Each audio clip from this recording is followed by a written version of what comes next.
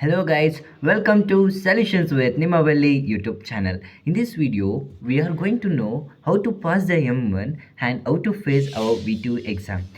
ನಮಗೆ ಈಗೆಲ್ಲ ಗೊತ್ತು ನಿಮ್ಮದು ಇದು ಫಸ್ಟ್ V2 ಎಕ್ಸಾಮ್ ಅಂತ. ಆ್ಯಕ್ಚುಲಿ ಭಯಪಡೋ ಅವಶ್ಯಕತೆ ಇಲ್ಲ, ಏನು ಎಕ್ಸಾಮ್ ಇರಲ್ಲ. ನೀವು ಎಂಥ PUC, CET, ನೀಟ್ ಅಂತ ಎಕ್ಸಾಮ್ನ ಬೇಧಿಸ್ಕೊಂಡು ಬಂದಿರೋರಿಗೆ ಇದೇನು ಅಷ್ಟೊಂದು ದೊಡ್ಡ ಎಕ್ಸಾಮ್ ಏನು ಅಲ್ಲ. ಆದರೂ ಪಾಸ್ ಆಗೋದಕ್ಕೆ ಸ್ವಲ್ಪ ನಮ್ಮ V2 ಅಂದರೆ ಒಂಚೂರು ಭಯ ಇರಬೇಕಲ್ವಾ, ಅದಕ್ಕೆ ಸ್ವಲ್ಪ ಟಫ್ ಅಂತ ಕ್ವಶನ್ಸ್ನ ಕೇಳ್ಬೋದೇನೋ ಮೇ ಬಿ. ಫಸ್ಟು ಹೆಂಗೆ ಫೇಸ್ ಮಾಡೋದು V2 ಎಕ್ಸಾಮ್ನ ಅಂತ ನೋಡೋಣ. ಆ್ಯಕ್ಚುಲಿ V2 ಎಕ್ಸಾಮ್ ಈಸಿ ಇರುತ್ತೆ, ಅಂದರೆ ಎಕ್ಸ್ಪೆಕ್ಟೆಡ್ ಕ್ವಶನ್ಸೇ ಯೂಶ್ವಲಿ ಎಕ್ಸ್ಪೆಕ್ಟೆಡ್ ಕ್ವಶನ್ಸೇ ಬರುತ್ತೆ. ಯಾಕಂದರೆ ನಿಮಗೆ ಮ್ಯಾಥ್ಸ್ ಫಸ್ಟ್ ಇರೋದ್ರಿಂದ ಕಮ್ಮಿ ಹಾಲಿಡೇಸ್ ಇದೆ, ಆ್ಯಕ್ಚುಲಿ ಬರ್ಬೋದು ಮ್ಯಾಥ್ಸ್ ಎಕ್ಸ್ಪೆಕ್ಟೆಡ್ ಕ್ವಶನ್ಸು. ಆ್ಯಂಡ್ ಇನ್ನೊಂದು ಏನಪ್ಪ ಅಂದಾಗ ಹೆಂಗೆ ಬರೀಬೇಕು V2 ಎಕ್ಸಾಮ್ಸ್ನ ಅಂತ ನೀವು ಫಸ್ಟ್ ತಿಳ್ಕೊಳ್ಳಿ. ಏನಂದರೆ ಈಗ 5 ಮಾಡ್ಯೂಲ್ ಕ್ವಶನ್ಸ್ ಪೇಪರ್ಸ್ ಇರುತ್ತೆ ನಿಮ್ಮ ಹತ್ರ. ಓಕೆ, 5 ಮಾಡ್ಯೂಲ್ ಕ್ವಶನ್ ಪೇಪರಲ್ಲಿ ನಿಮಗೆ ಕಂಪ್ಲೀಟ್ ಯಾವ ಮಾಡ್ಯೂಲ್, ಒಂದು ಮಾಡ್ಯೂಲ್ ಕಂಪ್ಲೀಟ್ ಯಾವ ಮಾಡ್ಯೂಲ್ ಗೊತ್ತೋ ಕಾನ್ಸಂಟ್ರೇಟ್ ಆನ್ ದಟ್. ಫಸ್ಟ್ ಅದನ್ನು ಬರೆದುಬಿಡಿ. ಫಸ್ಟ್ ನಿಮ್ಗೆ ಯಾವ ಟೈಮ್ ಕನ್ಸ್ಯೂಮ್ ಆಗುತ್ತೆ ಅದನ್ನು ಲಾಸ್ಟಲ್ಲಿ ಇಟ್ಕೊಳ್ಳಿ. ಫಸ್ಟ್ ಯಾವ್ಯಾವುದು ಮಾಡ್ಯೂಲ್ ಕಂಪ್ಲೀಟ್ ಗೊತ್ತೋ ಅದನ್ನು ಫಸ್ಟ್ ಬರಿಬೇಕು. ಯಾಕಂದರೆ we need to impress our valuator. Okay, ಅವ್ರು ಫಸ್ಟ್ ನೋಡಿದ ತಕ್ಷಣ ಇಂಪ್ರೆಸ್ ಆಗಿ ನಮಗೆ ಮಾರ್ಕ್ಸ್ ಕೊಡೋ ಥರ ನಾವು ಫಸ್ಟ್ ಏನು ಮಾಡಬೇಕು, ನಮ್ಗೆ ಏನೇನು ಕ್ವಶನ್ಸ್ ಗೊತ್ತಿರುತ್ತೋ ಅದನ್ನು ಬರೆದಿಟ್ಕೋಬೇಕು. ಅದಾದಮೇಲೆ ನಮಗೆ ಸ್ವಲ್ಪ ಯೋಚನೆ ಮಾಡೋದಿದೆಯಾ, ಅದನ್ನು ಲಾಸ್ಟಲ್ಲಿ ಇಟ್ಕೊಳ್ಳೋಣ. ಆಯಿತಾ? ಫಸ್ಟ್ ನಿಮಗೆ ಯಾವ ಮಾಡ್ಯೂಲ್ ಕಂಪ್ಲೀಟ್ ಗೊತ್ತಿರುತ್ತೋ ಅದನ್ನು ಫಸ್ಟ್ ಬರೆದುಬಿಡಿ. ಕ್ಲೀನಾಗಿ ಬರೀಬೇಕು ವಿತ್ 1A 1B. ಇನ್ನೊಂದು ಏನು ಹೇಳಬೇಕು ಅಂದರೆ, ಸುಮಾರು ಜನದ್ದು ವಿತ್ತಲ್ಡ್ ಆಗುತ್ತೆ ನಮ್ಮಲ್ಲಿ ರಿಸಲ್ಟು. ಹೆಂಗೆ ವಿತ್ತಲ್ಡ್ ಆಗುತ್ತೆ ಅಂದಾಗ ನಾವು ಕ್ವಶನ್ಸ್ ಹಾಕಬೇಕಾದ್ರೂ ಇಂಪಾರ್ಟೆಂಟಾಗಿ ಹಾಕಬೇಕು. ಈಗ ಅಲ್ಲಿ 1ABC ಅಂತ ಕ್ವಶನ್ ಪೇಪರಲ್ಲಿ ಇರುತ್ತೆ. ನಾವು ಆನ್ಸರ್ ಬರೀಬೇಕಾದ್ರೆ we need to 1A 1B ಈ ಥರನೇ ಬರೀಬೇಕು. ಇಲ್ಲಾಂದರೆ ನಮಗೇನಾಗುತ್ತೆ 1C ಈ ಥರನೇ ಬರೀಬೇಕು. ಇಲ್ಲಾಂದರೆ ವಿತ್ತಲ್ಡ್ ರಿಸಲ್ಟ್ ಅಂತ ಅದಕ್ಕೂ ಫೈನ್ ಕಟ್ಸ್ಕೊತಾರೆ. ನಮ್ಮ V2 ಅಂದರೆ ಫೈನ್ ಕಟ್ಸ್ಕೊಳ್ಳೋಕೆ ಏನಾದ್ರು ದಾರಿ ಇದ್ದರೆ ಅದು ಎಕ್ಸಾಮ್ ಒಂದೇ V2ಗೆ. ಅದಕ್ಕೋಸ್ಕರ ನಿಮ್ಮನ್ನ ಮೋಸ್ಟ್ ಫೇಲ್ ಮಾಡೋದು ಅಥವಾ ಮೋಸ್ಟ್ ಫೈನ್ ಕಟ್ಟೋಗೆ ಏನೇನು ದಾರಿ ಇದೆಯೋ ಎಲ್ಲ ಹುಡುಕಿರ್ತಾರೆ. ಆಯಿತಾ? ನಾವು ಈ ರೂಲ್ಸ್ನ ಮಸ್ಟ್ ಆ್ಯಂಡ್ ಶುಡ್ ಫಾಲೋ ಮಾಡಬೇಕು. ಅದಾದಮೇಲೆ USN ಬಬಲಿಂಗ್ ಮಾಡೋದಿರುತ್ತೆ. ಆ USN ಬಬಲಿಂಗ್ ಮಾಡೋದನ್ನು ಸಹ ನಾವೇನು ಮಾಡಬೇಕು, ಕಾನ್ಸಂಟ್ರೇಟ್ ಮಾಡ್ಕೋಬೇಕು USN ಬಬಲಿಂಗಲ್ಲಿ. ಓಕೆ, ಆಫ್ಟರ್ ದಟ್ ಆಯ್ತಲ್ಲ, ಇದಿಷ್ಟ ಅಂದರೆ ID ಕಾರ್ಡೆಲ್ಲ ವೇರ್ ಮಾಡಿರ್ತಾರೆ, ಅಫ್ಕೋರ್ಸ್ ಹಾಲ್ ಟಿಕೆಟ್ ತೊಗೊಂಡೋಗಿರ್ತಾರೆ, ಅದೆಲ್ಲ ಇರುತ್ತೆ. ಬಟ್ ಹೆಂಗೆ ಬರೀಬೇಕು ಅಂದಾಗ ಫಸ್ಟ್ ನಾನು ರೆಫರ್ ಮಾಡೋದು ಏನೇನು ಕ್ವಶನ್ಸ್ ಗೊತ್ತೋ ಅದನ್ನು ಬರೆದಿಡಿ. ಯಾಕಂದರೆ ನಮ್ಮ ವ್ಯಾಲ್ಯೂಟರ್ನ ಫಸ್ಟ್ ಇಂಪ್ರೆಸ್ ಮಾಡಿದ್ರೆ ನೆಕ್ಸ್ಟ್ ಏನು ಕತೆ ಬರೆದಿರೋ ನೋಡೋಕೆ ಹೋಗಲ್ಲ. ಏನೋ ಫಸ್ಟ್ ಹುಡುಗರು ಚೆನ್ನಾಗಿ ಬರೆದಿದ್ದಾರೆ ಅನ್ನೋ ಮೈಂಡ್ಸೆಟ್ಟಲ್ಲಿ ಅವರು ಸಹ ಕರೆಕ್ಷನ್ ಮಾಡಿಕೊಡ್ತಾರೆ. ನಾವು 3 ಅವರ್ ಬರೆಯೋ ಪೇಪರ್ನ ಅವ್ರು 3 ನಿಮಿಷ ಕರೆಕ್ಷನ್ ಮಾಡೋದಿರುತ್ತೆ. ಸೊ ಬೇಗ ಮಾಡಿರ್ತಾರೆ. ಇದಿಷ್ಟೇ ನಮ್ಮದು ಟಿಪ್ಸ್ ಕೊಡ್ತೀವಿ ಅಂತಂದರೆ. ಇನ್ನೊಂದು ಏನಂದರೆ, ಕಾಪಿ ಮಾಡೋಕ್ಕೆ ಹೋಗ್ಬಿಡಿ, ಕಾಪಿ ಮಾಡಿಸಿ ಹಾಕ್ಕೊಂಡ್ರೆ ಹೊರಗಡೆ ಹಾಕ್ತಾರೆ, ಅದಂತೂ ನಿಜ. ಆಯಿತಾ? ನಾವು ಫಸ್ಟ್ ಕ್ವಶನ್ ಇದೇ ಹೆಂಗೆ ಪಾಸ್ ಆಗೋದು M1 ಅಂತ ನೋಡ್ಕೊಬರೋಣ. ಆಯಿತಾ? ಏನೂ ಗೊತ್ತಿಲ್ಲ, ಇದುವರೆಗೂ ಏನೂ ಓದಿಲ್ಲ ಅಂದ್ರೂ ಒಂದು ನೈಟ್ ಇದೆ ಹೆಂಗೆ ಓದ್ಬೋದು ಅಂತದಕ್ಕೆ.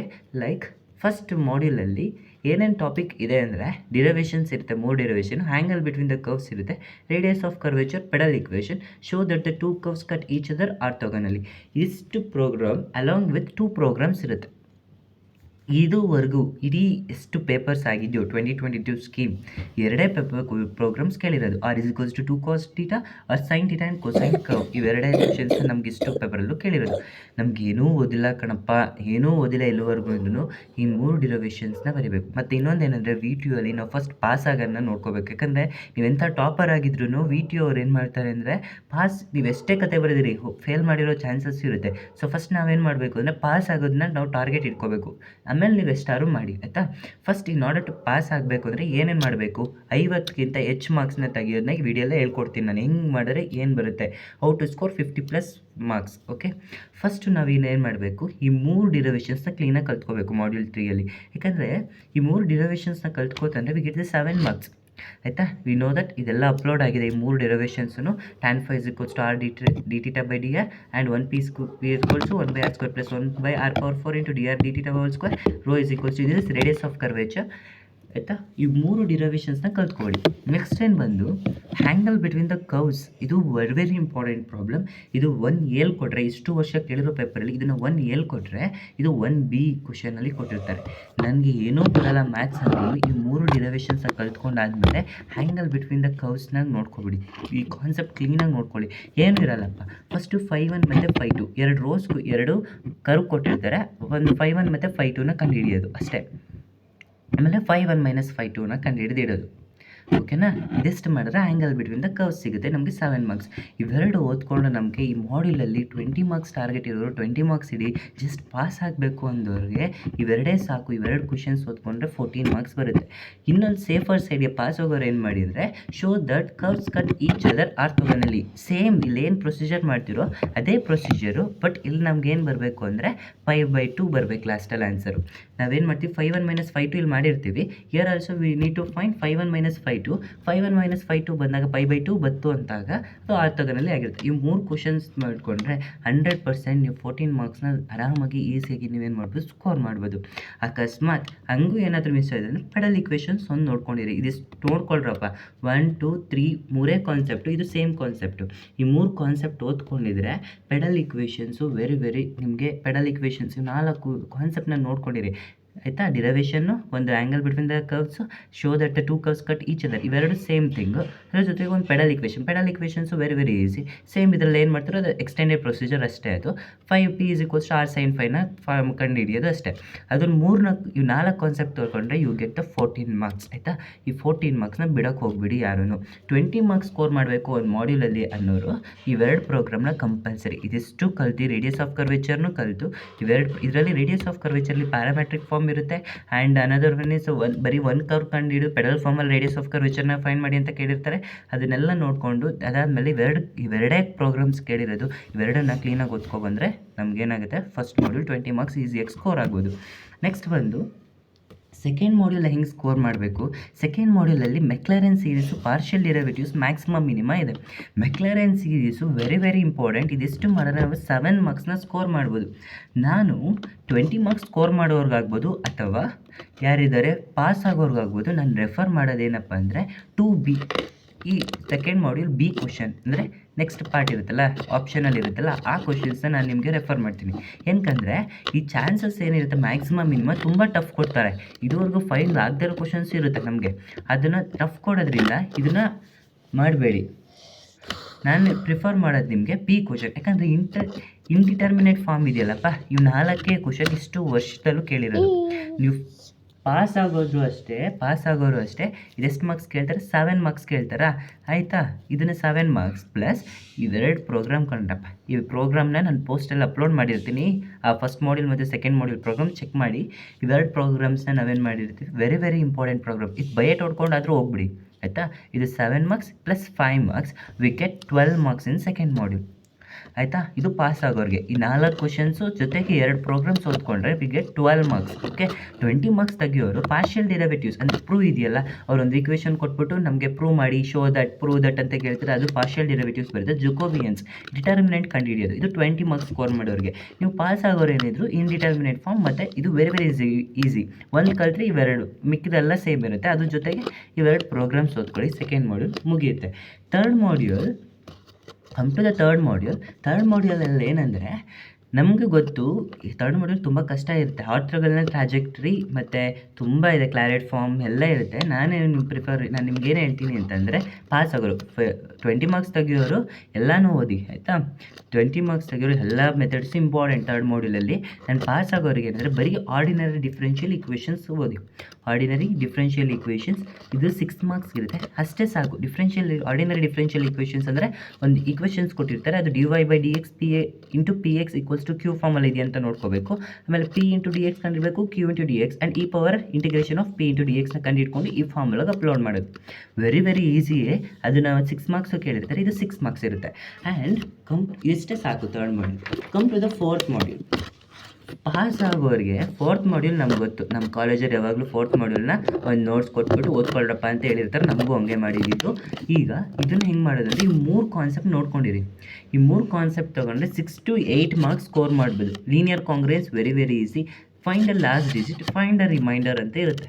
ಈ 3 ಕಾನ್ಸೆಪ್ಟ್ ನೋಡಿಕೊಂಡ್ರೆ 6 ಮಾರ್ಕ್ಸ್ ಬರುತ್ತೆ ಆಯಿತಾ. ಇಷ್ಟು ವರ್ಷ ಕೇಳಿರೋ ಪೇಪರಲ್ಲಿ ಇದು 6 ಮಾರ್ಕ್ಸ್ ಬರುತ್ತೆ ಆಯಿತಾ. ಸಾಕು 6 ಮಾರ್ಕ್ಸೇ. ನೀವು ಇದು ನಾನು ಹೇಳ್ತಿರೋದನ್ನ ಸ್ಕೋರ್ ಮಾಡಿದ್ರೆ 50+ ಸ್ಕೋರ್ ಮಾಡ್ಬೋದು. ಹೆಂಗೆ ಅಂತ ಲಾಸ್ಟಲ್ಲಿ ಲೆಕ್ಕ ಮಾಡಿ ಹೇಳ್ತೀನಿ ನಿಮಗೆ. Next come to the last module. This is very important. Here we need to get 20 marks. ಅದು ತೆಗಿಯೋಕ್ಕಾಗಲಿಲ್ಲ ಅಂದ್ರೂ ಅಟ್ಲೀಸ್ಟ್ ನಮ್ಮ ಟಾರ್ಗೆಟ್ ಈ ಮಾಡ್ಯೂಲಲ್ಲಿ 15 ಮಾರ್ಕ್ಸ್ಗೆ ಇರಬೇಕು. ಇದೇ ನಮಗೆ scoring module. First module and second module and module 5 is our scoring module. ಎಲ್ಲೇ ಹೋದರೂ ಈ 3 ಮಾಡ್ಯೂಲ್ನ ನಾವು ಏನು ಬಿಡ್ದಂಗೆ ಓದಬೇಕು. ಪಾಸ್ ಆಗಿದವರು ಎಲ್ಲ ಓದೋರು 20 ಮಾರ್ಕ್ಸ್ ಟಾರ್ಗೆಟ್. ಏನು ಪಾಸ್ ಆಗೋರಿಗೆ ಅಟ್ಲೀಸ್ಟ್ 15 ಮಾರ್ಕ್ಸ್ ಟಾರ್ಗೆಟ್ ಇರಬೇಕು. ಇದರಲ್ಲಿ rank of the matrix presence ಇರುತ್ತೆ. ಸ್ವಲ್ಪ ಬ್ರೀಫಾಗಿ ಹೇಳ್ಕೊಂಡು ಹೋಗ್ತೀನಿ ಎಲ್ಲ ಮೆಥಡಲ್ಲಿ. ರ್ಯಾಂಕ್ ಆಫ್ ದ ಮ್ಯಾಟ್ರಿಕ್ಸ್ ಅಂತಂದರೆ ಒಂದು ಮ್ಯಾಟ್ರಿಕ್ಸ್ ಕೊಟ್ಟಿರ್ತಾರೆ 1 0 0 1 2 1 1 3 1 1. ಇದನ್ನು ನಾವು ರ್ಯಾಂಕ್ನ ಫೈನ್ ಮಾಡಬೇಕಿರುತ್ತೆ. ಆಲ್ಮೋಸ್ಟ್ ಆಲ್ ಅವ್ರಿಗೆ 4x4 ಮ್ಯಾಟ್ರಿಕ್ಸ್ ಕೊಟ್ಟಿರ್ತಾರೆ. ಇವಾಗ ಕನ್ಸಿಡರ್ 1 3x3 ಮ್ಯಾಟ್ರಿಕ್ಸ್. ಓಕೆ, ರ್ಯಾಂಕ್ನ ಫೈನ್ ಮಾಡಬೇಕು ಅಂದಾಗ ನಾನು ಏನು ಮಾಡ್ತೀನಿ, ಇದು ಫಸ್ಟ್ ರೋ ಏನಿರುತ್ತಲ್ಲ ಇದು ನಾನ್ ಝೀರೋ ಆಗಿರಬೇಕು. ಝೀರೋ ಏನಾದ್ರು ಫಸ್ಟಲ್ಲಿ ಇತ್ತು ಅಂತಂದರೆ ಇಂಟರ್ಚೇಂಜ್ ಮಾಡ್ಕೋಬೋದು ನಾವು ರೋಸ್ನ. ಇದನ್ನು ಕಾನ್ಸಂಟ್ರೇಟ್ ಇಟ್ಕೊಳ್ಳಿ. ಅದಾದಮೇಲೆ ಫಸ್ಟ್ ಈ second row first column and third row first ಕಾಲಮ್ನ 0 0 ಮಾಡ್ಕೋಬೇಕು. ಅದಾದಮೇಲೆ ರಿಮೈನಿಂಗ್ ಟರ್ಮ್ನ 0 ಮಾಡಿ ಮ್ಯಾಕ್ಸಿಮಮ್ ಎಷ್ಟು ರೋನ 0 ಮಾಡೋಕ್ಕಾಗುತ್ತೋ ಅದನ್ನು ಇರಿ. ರ್ಯಾಂಕ್ ಆಫ್ ದ ಮ್ಯಾಟ್ರಿಕ್ಸ್ ಅಂದರೆ number of non zero rose. ಈಗ ಎಷ್ಟು ನಾನ್ ಝೀರೋ ರೋಸ್ ಬರುತ್ತೆ ಅದನ್ನು ಬರೆದ್ರೆ we get the rank of the matrix. Next ಒಂದು ಬಂದು ವಿ ಹ್ಯಾವಿಂಗ್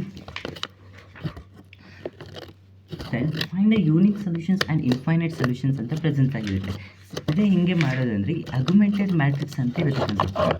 ಅಂದರೆ 3x3 ಮ್ಯಾಟ್ರಿಕ್ಸ್ ಜೊತೆಗೆ ಅಂದರೆ we having augmented matrix. For example 1 1 1 2 2 2 3 3 3 1 2 3 ಅಂತ ಇರುತ್ತೆ.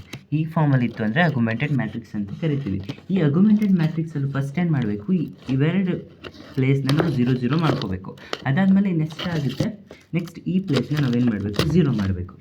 ಆಫ್ಟರ್ ಡೂಯಿಂಗ್ ದಿಸ್ ಥಿಂಗ್ಸ್ ನಾವೇನು ಮಾಡಬೇಕು, ಈ ಏನಿರುತ್ತಲ್ಲ ಡಯಾಗ್ನಲ್ ಮ್ಯಾಟ್ರಿಕ್ಸು ಇದು XYZ ಅಂತ ಇತ್ತು ಅಂದರೆ ನಮಗೇನಿರ್ತಾರೆ XYZ ಅಂತ ಇರ್ತಾರೆ. ಅಂದರೆ XYZ ಅಂದರೆ ಈಕ್ವೇಷನ್ಸ್ ಕೊಟ್ಟಿರ್ತಾರೆ, ಅದ್ರಲ್ಲಿ ಕಾನ್ಸ್ಟೆಂಟ್ನ ನಾವು ಏನು ಮಾಡ್ತೀವಿ, ಮ್ಯಾಟ್ರಿಕ್ಸ್ ಫಾರ್ಮಲ್ಲಿ ಬರ್ಕೋತೀವಿ. ಈಗ it is going to represent X, it's going to represent Y, it's going to represent 3. After that if ಎರಡು ಕಂಡೀಷನ್ಸ್ ಇರುತ್ತೆ, that is rank of matrix A ಮತ್ತು rank of augmented matrix. Rank of matrix ಏನು presence ಆಗಿರುತ್ತೆ ನಮಗೆ 3 and rank of augmented matrix ಏನಿದ್ರಲ್ಲಿ A is to B ಅಂತ represent ಮಾಡ್ತೀವಿ. ಇದು ಏನು ಮಾಡ್ತಿರುತ್ತೆ, 3ನ ರೆಪ್ರೆಸೆಂಟ್ ಮಾಡುತ್ತೆ. Then total rank is 3. Okay, and number of n is going to represent what n going to represent, n going to represent number of independent variables. ಅಂದರೆ XYZ ಕೊಟ್ಟಿರುತ್ತಲ್ಲ ಅದನ್ನು number of independent variables ಅದು 3 ಇದೆ. XYZ ಅದನ್ನು ಬರಿತೀನಿ. If r exactly equals to n ಆಯಿತು ಅಂದರೆ then that is called as an unique solutions. If r less than n ಆಯಿತು ಅಂತ ಅಂದರೆ r less than n ಆಯಿತು ಅಂತಂದರೆ ಅದನ್ನು ನಾವೇನಂತ ಬರ್ಕೋತೀವಿ, ಇನ್ಫೈನೈಟ್ ಸೊಲ್ಯೂಷನ್ಸ್ ಅಂತ ಬರಿತೀವಿ. In case of infinite solutions what you need to find, okay, in case of infinite solutions you need to find the XYZ value. Unique solutions ಅಂದರೆ ನಾವು ವ್ಯಾಲ್ಯೂಸ್ನ find ಮಾಡ್ಬೋದು ಎರಡರಲ್ಲೂ. You should find for unique and infinite both. Okay, next come to the Gauss eliminations method. ಇದರಲ್ಲೂ ಸಹ ನಮಗೆ 3 equations ಕೊಟ್ಟಿರ್ತಾರೆ. Based on their constant value need to find the one of the A ಮ್ಯಾಟ್ರಿಕ್ಸ್ನ find ಮಾಡಬೇಕು. ಮ್ಯಾಟ್ರಿಕ್ಸ್ನ find ಮಾಡಿ same ಇಲ್ಲೇನು ಮಾಡಿದ್ವಿ ಅದೇ ಥರ XYZ ಇಲ್ಲಿ ಯೂನಿಕ್ ಮತ್ತು ಇನ್ಫೈನೈಟ್ ಸೊಲ್ಯೂಷನ್ಸ್ ಅಂತ ಎರಡನ್ನ ಕ್ರಿಯೇಟ್ ಮಾಡ್ತೀವಿ. ಅಲ್ಲಿ ಡೈರೆಕ್ಟ್ XYZ ವ್ಯಾಲ್ಯೂನ ಕ್ರಿಯೇಟ್ ಮಾಡಿಟ್ರೆ ನಮಗೆ ಗಾಸ್ ಎಲಿಮಿನೇಷನ್ಸ್ ಮೆಥಡ್ ಆಗುತ್ತೆ. After Gauss eliminations method we having Gauss Jordan method. Gauss Jordan method ಅಂದರೆ ಸೇಮ್ ಅಗ್ಯುಮೆಂಟೆಡ್ ಮ್ಯಾಟ್ರಿಕ್ಸ್ ಇರುತ್ತೆ. Okay, in this augmented matrix ನಾವು ಬಿಲೋ ದ ಅಗ್ಯುಮೆಂಟೆಡ್ 1 2 3 1 4 5 6 1 6 7 8 1 ಈಗಿರುತ್ತೆ ಅಗ್ಯುಮೆಂಟೆಡ್ ಮ್ಯಾಟ್ರಿಕ್ಸ್ ಅಂದ್ಕೊಳ್ಳಿ. Below the diagonal, upper diagonal and lower diagonal both are 0 ಮಾಡ್ಕೋಬೇಕು. ಆಮೇಲೆ X Y Z ಅಂತ ನಾವೇನು ಮಾಡಬೇಕು, ತೋರಿಸ್ಬೇಕು. ಇದಿಷ್ಟು ಮಾಡಿದ್ರೆ ನಮಗೆ ಗಾಸ್ ಜಾರ್ಡನ್ ಬರುತ್ತೆ. ಓಕೆ, ಗಾಸ್ ಸಿಡಲ್ ಅಂತ ಬಂತು ಅಂದಾಗ ಇದು ಗಾಸ್ ಸಿಡಲ್ ಈಗ 3 ಈಕ್ವೇಷನ್ಸ್ ಕೊಟ್ಟಿರೋದಲ್ಲ. ಒಂದು ಎಕ್ಸಾಂಪಲ್ಸ್ ತೊಗೋತೀನಿ. ನಾನು ತುಂಬ ಫಾಸ್ಟಾಗಿ ಮಾಡ್ತಿದ್ದೀನಿ, ಯಾಕಂದರೆ ನಿಮಗೂ ಗೊತ್ತು ತುಂಬ ವೀಡಿಯೋಸ್ ಇದ್ದರೆ ನೀವು ನೋಡೋಲ್ಲ ಅಂತ, ಅದಕ್ಕೋಸ್ಕರ ಫಾಸ್ಟಾಗಿ ಮಾಡ್ತಾ ಇರ್ತೀನಿ. ಈಗ ಒಂದು ಯಾವುದೋ 3 ಈಕ್ವೇಷನ್ಸ್ ಕೊಟ್ಟಿರ್ತಾರೆ. XYZ ಕ್ಯಾಲ್ಕುಲೇಟ್ ಮಾಡ್ತೀರಾ. First step x is equals to 0, y is equals to 0, z is equals to 0 ಅಂತ ಫೈಂಡ್ ಮಾಡಿ x1 y1 z1 ಫೈಂಡ್ ಮಾಡ್ತೀರಾ. And then x2 y2 z2 and then x3 y3 z3 ಎಲ್ಲಿವರೆಗೂ ಮಾಡಬೇಕು ಅಂತಂದರೆ till both ಎಲ್ಲಿ ಎಸ್ಟಿಟೇಷನ್ ಮಾಡಬೇಕು ಅಂತಂದರೆ XYZ value approximately equal ಆಗಬೇಕು. ಅಲ್ಲಿವರೆಗೂ ಮಾಡಿದ್ರೆ ನಮಗೆ ಗಾಸ್ ಸಿಡಲ್ ಮುಗಿಯುತ್ತೆ. ಸೇಮ್ ಐಗನ್ ವ್ಯಾಲ್ಯೂ ಬಂದಿರುತ್ತೆ. In eigen value lambda value should be same ಆಗಿರಬೇಕು. ನಾವೇನು ಫೈಂಡ್ ಮಾಡಬೇಕು, we need to find the lambda hex. Lambda 1 x1 ಅಂದರೆ ಅವ್ರು ನಮಗೆ ನಮಗೆ ಒಂದು ಮ್ಯಾಟ್ರಿಕ್ಸ್ ಎ ಜೊತೆಗೆ ಐಗನ್ ಕೊಟ್ಟಿರ್ತಾರೆ, ಐಗನ್ ವೆಕ್ಟರ್ ಕೊಟ್ಟಿರ್ತಾರೆ. ಆ ಮ್ಯಾಟ್ರಿಕ್ಸ್ ಎ ಜೊತೆಗೆ ಐಗನ್ ವೆಕ್ಟರ್ನ ನಾವು ಕ್ಯಾಲ್ಕುಲೇಟ್ ಮಾಡಿ ಅವೆರಡನ್ನೂ ಕ್ಯಾಲ್ಕುಲೇಟ್ ಮಾಡಿದಾಗ ನಮಗೆ ಲ್ಯಾಂಬ್ಡಾ ಮತ್ತು ಎಕ್ಸ್ ಸಿಗುತ್ತೆ. ಎಷ್ಟು ಇಟರೇಷನ್ಸ್ವರೆಗೂ ಮಾಡಬೇಕು ಅಂತಂದರೆ ಟಿಲ್ ಬೋತ್ ಲ್ಯಾಂಬ್ಡಾ ವ್ಯಾಲ್ಯೂಸ್ ಎರಡು ಇಟರೇಷನಲ್ಲೂ ಸೇಮ್ ಇರಬೇಕು. ಇದಿಷ್ಟು ಮಾಡ್ತು ಅಂತಂದರೆ ನಾವು ಏನು ಮಾಡುತ್ತೆ, we get the lambda and x1 ಅವೆರಡು ಏನಿರುತ್ತೆ ಸೇಮ್ ಇರುತ್ತೆ. ಓಕೆ, ಇದಿಷ್ಟು ನಮಗೆ ಮ್ಯಾಟ್ರಿಕ್ಸ್ ಮಾತ್ರ ಇವತ್ತೆಲ್ಲ ಬೆಳಗಾನ ಕುತ್ಕೊಂಡು ಮಾಡಿದ್ರು ಪರವಾಗಿಲ್ಲ. ಮ್ಯಾಟ್ರಿಕ್ಸ್ನ ಕ್ಲೀನಾಗಿ ನೋಡ್ಕೊಂಡು ಹೋಗಿ, ಯಾವ ಪ್ರಾಬ್ಲಮ್ನ ಮಾಡಬೇಡಿ, ಯಾಕಂದರೆ ಇದೇ ಸ್ಕೋರಿಂಗ್ ಮಾಡ್ಯೂಲ್. ಓಕೆ, ಲಾಸ್ಟಲ್ಲಿ ಮಾಡಿ ಮ್ಯಾಟ್ರಿಕ್. ನಾನು ಪ್ರಿಫರ್ ಮಾಡೋದು ನಿಮಗೆ ಲಾಸ್ಟಲ್ಲಿ ಮಾಡಿ, ಯಾಕಂದರೆ ಸ್ವಲ್ಪ ಸಮ್ಟೈಮ್ ತಪ್ಪಾಗೋದು ಇರುತ್ತೆ ಮಧ್ಯದಲ್ಲಿ, ನಮ್ಗೆ ಕರೆಕ್ಟ್ ಆನ್ಸರ್ ಬರೆದಿರೋದು ಇರುತ್ತೆ. ಆಲ್ಮೋಸ್ಟ್ ಅಲ್ಲಿ ನೋಟ್ಸಲ್ಲಿ ಬರ್ಸಿರೋ ನಿಮ್ಗೆ ಏನು ನೋಟ್ಸಲ್ಲಿ ಮಾಡಿಸಿರ್ತಾರೋ ಆ ಕ್ವಶನ್ಸ್ನ ಪ್ರಿಫರ್ ಮಾಡ್ಕೊಂಡು ಹೋಗಿ, ಯಾಕಂದರೆ ಅದೇ ಕ್ವಶನ್ಸ್ ಮ್ಯಾಕ್ಸಿಮಮ್ ಟೈಮ್ಸ್ ಬಂದಿರುತ್ತೆ. Okay, all the very best for your VTU exams. And ಇದಿಷ್ಟು first VTU exam, first university exams ನಿಮಗೆಲ್ಲ ಇದು. All the very best. ಇದಿಷ್ಟು ಸ್ಕೋರ್ ಮಾಡಿದ್ರೆ ನೀವೇ ಲೆಕ್ಕ ಹಾಕೊಳ್ಳಿ, 14 + 12 + 6 + 6 + 15 ಅಂತ ಹಾಕ್ಕೊಂಡ್ರು ಇದು 5 ಮಾರ್ಕ್ಸ್ ಬಿಡೋಣ, 15 ಅಂತಲೇ ಹಾಕೊಳ್ಳಿ ಮ್ಯಾಟ್ರಿಕ್ಸು. ಇದಿಷ್ಟು ಸ್ಕೋರ್ಸ್ ಮಾಡಿದ್ರೆ 55+ ಸ್ಕೋರ್ ಮಾಡ್ತೀರಾ ನೀವು. Okay, all the very best. And do subscribe to our channel and support us.